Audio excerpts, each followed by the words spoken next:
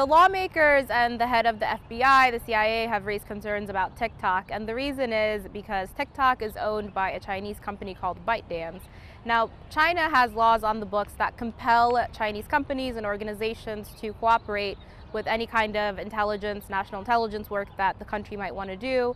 So lawmakers have expressed concerns that the data of Americans that is on the app, 170 million Americans that use TikTok, could potentially be forced over to the Chinese government.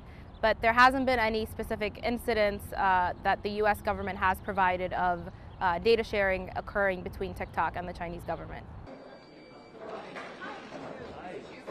Thank you for, do I stand here? Okay, well, thank you for covering this. I just have a few words to say before I go. President Trump had signed an executive order to ban TikTok back in 2020. That got blocked by the federal courts after TikTok sued. The Biden administration, when they came in, they revoked that executive order, but they let a review inside the administration of TikTok continue, a foreign investments review. And then there's been some bills introduced in the Senate to try to give the president powers to ban TikTok without naming the company specifically, but that has been stalled in the Senate for quite some time now.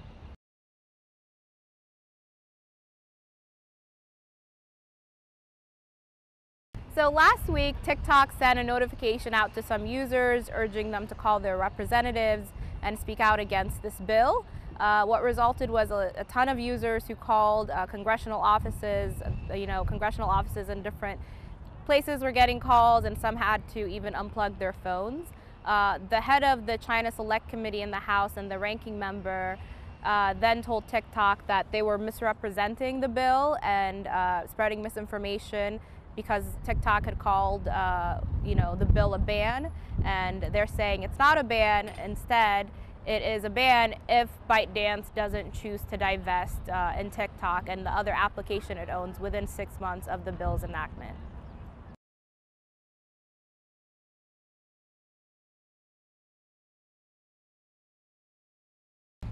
So a national ban is possible. India and some other countries, a handful of other countries, have imposed a national ban.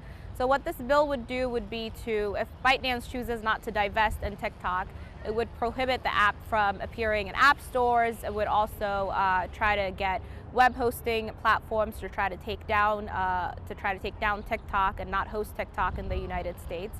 So a ban is possible. So far, the federal government has a ban on TikTok use on official devices, and a number of states in the United States also have that as well. Now, I'm going to make 4 commitments to this committee today and all our users in this country. Number 1, we're going to prioritize safety, particularly for teenagers, and we're going to keep it a top priority for us. Second, we're going to firewall off protected US data from any unwanted foreign access. 3, we commit to keep TikTok free. A free place for freedom of expression without any manipulation by any government. Jelajahi cara baru mendapatkan informasi. Download MetroTV Extend sekarang.